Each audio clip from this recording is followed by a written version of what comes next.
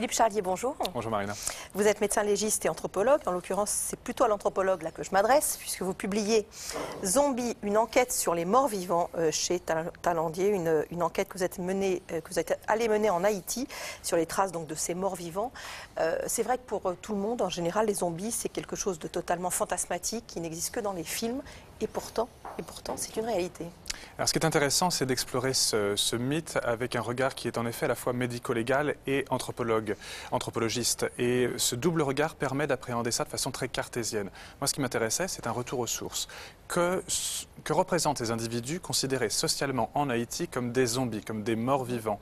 Il y a plusieurs explications possibles, plusieurs regards possibles, mais il fallait vraiment aller enquêter dans des cimetières, aller enquêter dans des temples vaudous, aller enquêter également auprès de juristes, d'anthropologues et de médecins qui soignent ces zombies. Mais le terme finalement de mort vivant est assez juste. Le terme de mort vivant est assez juste, c'est un mort social. Le vrai terme, c'est ça, c'est un mort social. C'est quelqu'un à qui on a infligé une sanction qui est pire que la mort. On lui a fait vivre ses funérailles, on dit que les funérailles ont été chantées. En fait, c'est une substance qui est une toxine, principalement une neurotoxine qui est la tétrodotoxine, extraite d'un poisson, le fougou, le foufou aussi, qui est distillé un petit peu, on en met dans vos chaussures par exemple, et on l'associe avec d'autres substances qui vont être urticariantes, qui vont provoquer un franchissement de la peau de cette substance. Et quelques heures plus tard, ça va déclencher chez vous un état de mort apparente. Mais vous allez rester totalement conscient, avec un ralentissement complet de vos fonctions de survie. Le cœur, la respiration, etc.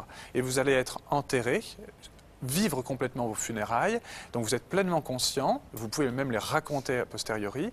Vous êtes enterré ensuite, les funérailles sont donc chantées, et dans la nuit, le sorcier, qu'on appelle le beau-corps, accompagné de ses aides, va sortir le corps de la tombe, extraire le cadavre, entre guillemets, du cercueil, le ranimer en le mettant la tête en bas, en le flagellant. Il y a une analogie qui est sociale cette fois-ci entre cet ancien mort, si on peut dire, qui est soi-disant ramené à la vie, mais en fait il n'est pas mort, et un esclave. On va changer son nom, et puis on va continuer à le maintenir dans un état d'hébétude, de façon prolongée. Il va travailler dans une autre partie de l'île, dans des rizières, dans des cannes à sucre, ou même dans des usines, mais on va le priver de sel, par exemple, pendant toute sa deuxième existence. Et cette hyponatrémie chronique, plus ou moins associée à la prise d'autres toxiques, va le maintenir vraiment dans un état d'hébétude. Il ne va pas pouvoir s'enfuir. Qu'est-ce qui vous fait dire que tout ça n'est pas une légende ? Parce que heureusement, j'ai des confrères médecins ou anthropologues qui travaillent sur de tels patients à l'hospice psychiatrique de Port-au-Prince ou encore dans d'autres institutions à Jacmel ou à Cap-Haïtien, donc respectivement au sud et au nord de l'île. Il y a des patients qui sont retrouvés plusieurs années ou mois après leur funérailles et qui sont considérés comme les bonnes personnes par leur famille. C'est ça qui est intéressant. Et dans les tombes, on trouve quoi dans ce cas-là? Des cailloux. Des cercueils remplis de cailloux, remplis de bouteilles vides ou par un autre corps. On enterre un enfant et on retrouve un adulte dans le cercueil ou vice-versa, ce genre de choses. On reste zombie toute sa vie ou est-ce qu'on peut être dézombéifié? Alors, on peut être dézombéifié à partir du moment où on est reconnu par sa famille, à partir du moment où on est traité médicalement, etc. C'est-à-dire qu'il faut traiter l'empoisonnement? Il faut traiter l'empoisonnement, il faut aussi restituer une existence sanitaire complète à l'individu. Mais une fois que le certificat de décès a été établi, d'ailleurs généralement pas par un médecin, mais par deux témoins, c'est le système c'est ça qui explique aussi qu'on puisse aussi facilement enterrer quelqu'un. Il n'y a pas besoin de médecin pour déclarer un décès en Haïti. Exactement. Et vous précisez qu'il n'y a quand même que 2 médecins légistes en Haïti. Il y a 2 médecins légistes pour l'instant en Haïti. Il y en a d'autres qui sont en train d'être formés, mais ça sera utile d'en avoir certainement beaucoup plus. Eh bien, une fois qu'on a établi un certificat de décès, on ne peut pas faire un certificat de renaissance ou autre chose. Ça n'existe évidemment pas légalement. Donc j'ai notamment rencontré un avocat, Maître Gentil, qui lui se pose la question de savoir comment donner une véritable existence à ces gens-là. Ils sont dans la loi, les zombies, ou pas?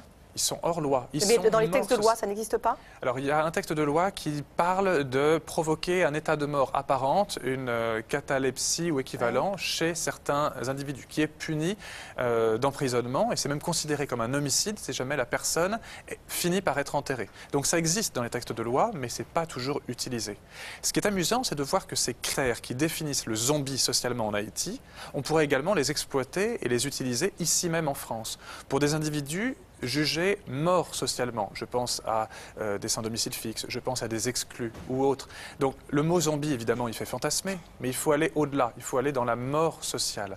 Ces individus qui sont dans la rue présente, non pas pour les mêmes raisons, c'est pas des toxiques, c'est autre chose, mais il y a cette exclusion de la société qui a deux facettes différentes. Une facette occidentale, on la connaît, et une autre facette qui est caraïbe, mais qui tire ses origines d'Afrique noire, en l'occurrence, et du Bénin. Alors maintenant qu'on a compris ce que c'était qu'un zombie, pourquoi est-ce que On vous zombifie. voilà, on vous zombifie. Pourquoi est-ce qu'on rend zombie certaines personnes en Le Haïti sorcier, là, pourquoi il C'est une travaille? sanction. C'est une sanction judiciaire. Alors, ce n'est pas la justice légale, officielle.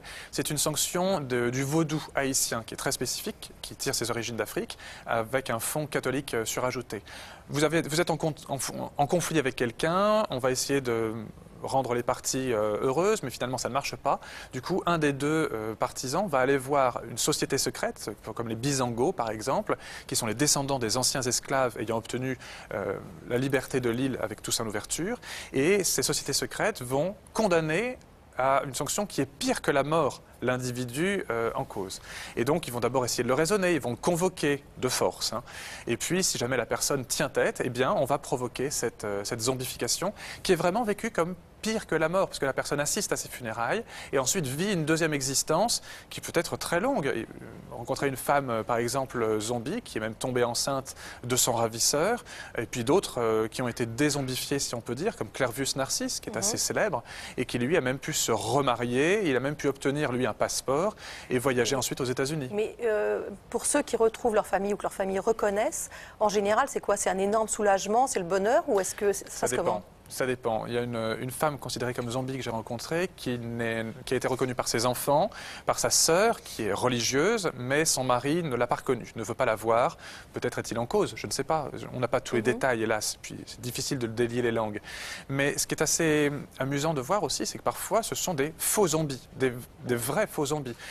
On sait que quelqu'un est mort, on sait que quelqu'un a été enterré, mais c'est quelqu'un qui se fait passer pour la personne décédée qui vient parce que socialement elle est importante, parce qu'il y a une place à prendre dans la famille, parce qu'il faut un chef de famille, ou il faut un homme, ou il faut une femme en fonction des circonstances. Et donc quelqu'un, socialement, décide de passer pour un zombie, de revenir, soi-disant, des morts, mais en fait il vient d'une autre famille ou d'un autre coin de l'île, pour combler une case manquante. Est-ce que ça peut être l'inverse? Est-ce qu'il peut y avoir des vrais faux zombies qui ne sont pas des zombies, mais des vrais malades psychiatriques? Il y en a aussi, et notamment à l'hospice psychiatrique de Port-au-Prince, il y en a notamment une qui dessine des signes cabalistiques un petit peu partout, qu'on appelle des VV, VV du dieu de la mort, qui est Baron Samedi, et de sa femme, Dame Brigitte. Elle les dessine un petit peu partout sur les murs.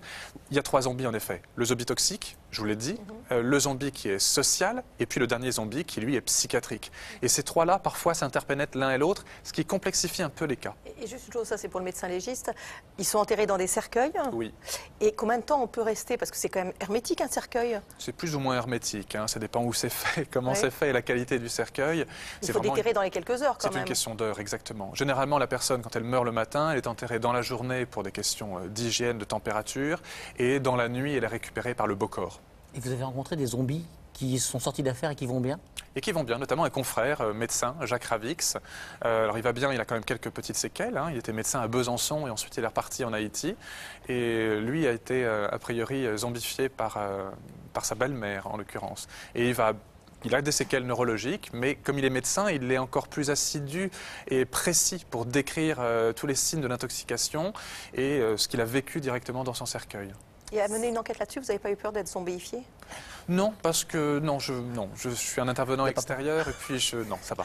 Ça va. Mais je fais attention, je mets les mains quand même. C'est absolument passionnant. Honnêtement, je recommande cette lecture à tout le monde. C'est un vrai choc. Philippe Charlier, zombie, enquête sur les morts vivants, c'est au Talendier. On apprend plein de choses. Merci beaucoup. Merci. Merci.